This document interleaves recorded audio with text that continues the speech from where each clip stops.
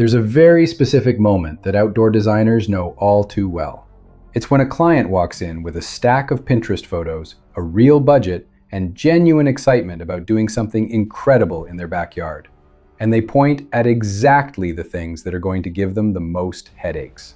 The full outdoor kitchen, the artificial turf, the pergola with no real cover. It all looks incredible in the photos. It all has a price tag that feels justified. And almost none of it works in real life the way people picture it when they're signing the check. Today we're going through 10 of those features. Not because they're bad ideas, but because there's a massive gap between how these things get sold and how they actually get lived with. And that gap, in some cases, is measured in tens of thousands of dollars of regret. So stick with me to the end. If this is the kind of content you're looking for, hit subscribe. Let's get into number 7. Cheap composite decking with no ventilation. Composite decking has a pitch that sounds perfect. No splinters, no painting, no rot. And compared to real wood, the promised maintenance is basically zero. The problem isn't composite decking itself. It's cheap composite installed without the right ventilation space underneath. Trex faced a class action lawsuit for $8.25 million in the Northern District of California. Encapsulated composite decking purchased for mold growth, staining, and color variation.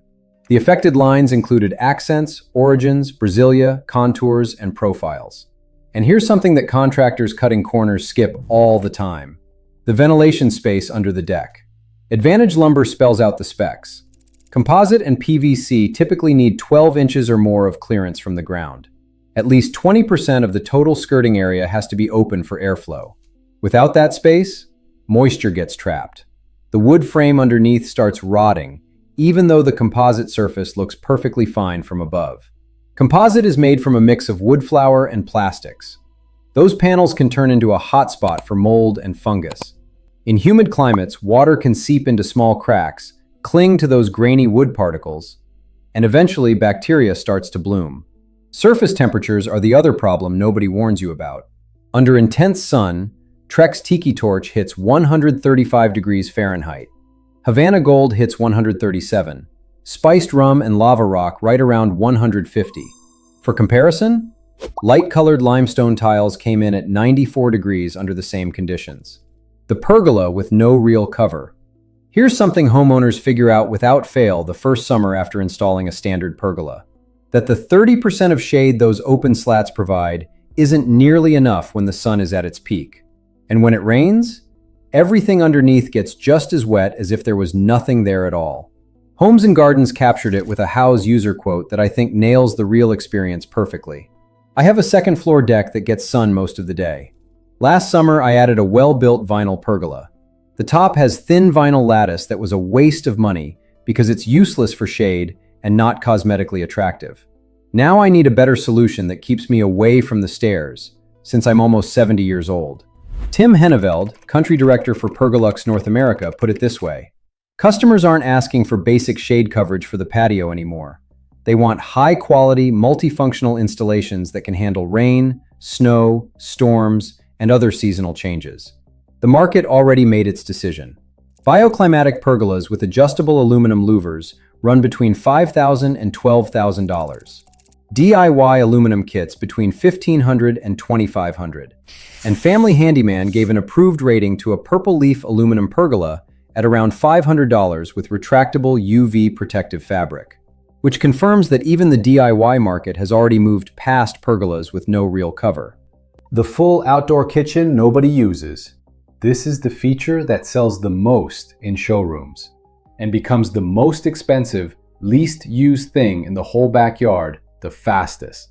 The Houzz 2025 study found that only 3% of homeowners who renovated installed built-in outdoor kitchens. 3%. And the generational breakdown is devastating if you're considering this investment.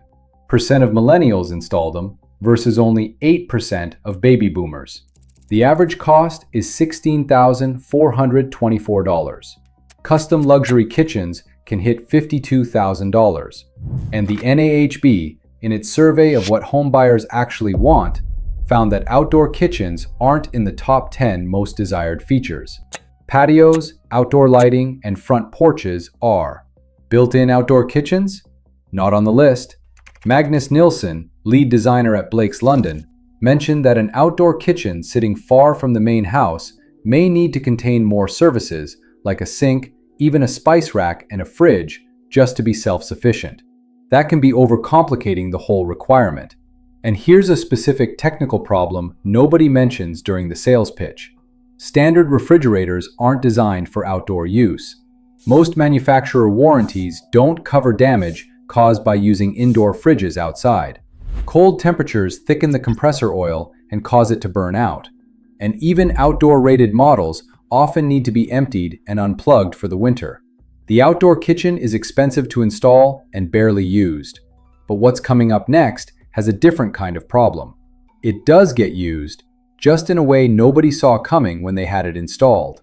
The artificial turf that burns your feet.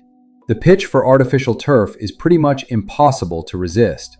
No watering, no mowing, always green, perfect for pets and kids. And for the first 6 months, it delivers on exactly that promise. Then summer hits. Brigham Young University documented surface temperatures of up to 200 degrees Fahrenheit on artificial turf on a 98-degree day. The same study found that artificial turf ran 37 degrees hotter than the asphalt next to it, and 86 degrees hotter than natural grass. Skin damage starts at 120 degrees with 10 minutes of contact. At 125 degrees, the damage happens in 60 seconds. The Mount Sinai Children's Environmental Health Center and the Icahn School of Medicine explicitly recommend against installing artificial turf on play surfaces. And veterinarians regularly document severe burns on pet paws. And there's something else that's generating a wave of active bans right now. PFAS. The Center for Environmental Health found in 2024 alarmingly high levels of PFOS in residential artificial turf products sold at Home Depot and Lowe's. Minnesota banned products with intentionally added PFAS, including artificial turf, effective January 2025. Vermont has a similar ban in place. New York banned it effective December 2026. Boston banned new artificial turf in city parks back in September 2022. Installation runs between $5 and $35 per square foot. The cost to remove it when you decide you don't want it anymore, another $1 to $3 per square foot on top of that. And most warranties don't cover melting from window reflection, which is a well-documented problem in residential installs. Trendy color palettes on permanent surfaces. Here's something interior and exterior designers keep saying over and over, and very few people actually apply when they're picking out the color of their pavers, their tinted concrete, or their retaining walls. Trendy colors on permanent surfaces are one of the most expensive decisions you can make. Carrie Carlin of Last Detail Interior Design put it this way: a regrettable mistake is going all in on whatever trend is hot, especially if you're late to the party. So many clients resisted the neutral gray trend that recently faded out until it was almost over. And then they jumped on it with way too much enthusiasm. Kylie M. Interiors has a rule that I think is the most practical piece of design advice out there. Keep trends on low-cost, easily swappable surfaces like paint, accessories, and throw pillows. Keep the permanent, expensive surfaces like countertops, flooring, tile, patio stone, and large area rugs in neutrals. Applied to patios? Skip trendy colored tiles on permanent hardscape. Skip the all-black or all-gray patio look that dominates mid-2020 suburbs. And skip tinted concrete in colors that in 5 years are going to scream the exact year they were installed. Replacing dated patio tiles, tinted concrete, or pool coping easily runs $10,000 to $30,000. Making the right color call during the original install costs nothing extra. Screening trees planted too close. When you want privacy fast-growing trees are the obvious answer. Leyland cypress, green giant arborvitae, bamboo. They grow quick, they look great at the nursery, and in 2 or 3 years, you've got a full green screen. The problem shows up 5 to 15 years later. Leyland cypress matures at 60 to 90 feet tall and 12 to 20 feet wide. The University of Georgia Extension documents it with a line that should be stapled to every nursery tag. In Georgia, Ceridium canker is probably the most important and destructive disease on Leyland cypress in the landscape. There are no resistant cultivars, and fungicides don't provide control after infection. The effective lifespan is only 15 to 20 years. Running bamboo has its own set of legal problems. In 2021, in Shelter Island, New York, a court found homeowners licensed for negligence when their invasive bamboo spread onto the neighbor's property.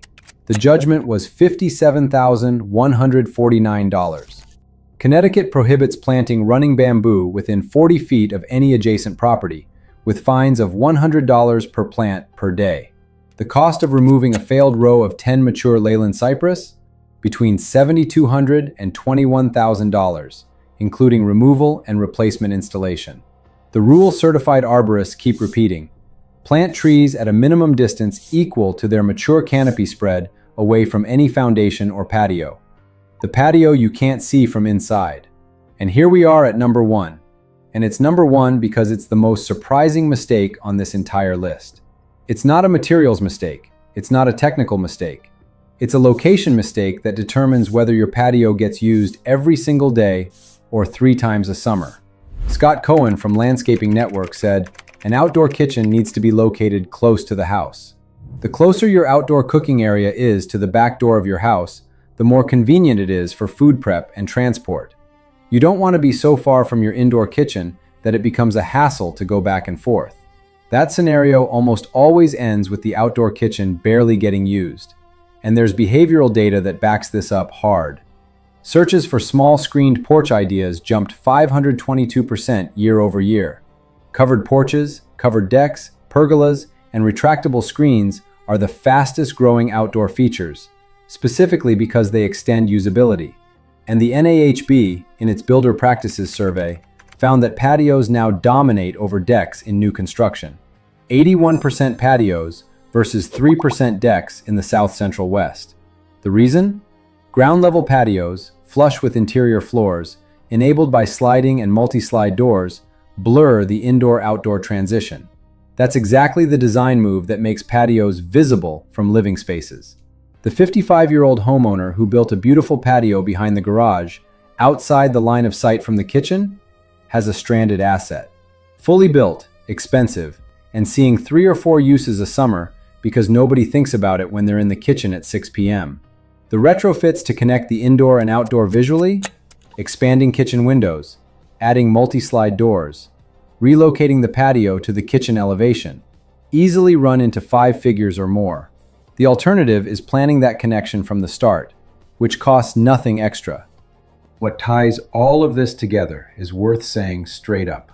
The home improvement industry wins when you buy what looks great in the showroom, not necessarily what works best in your actual life.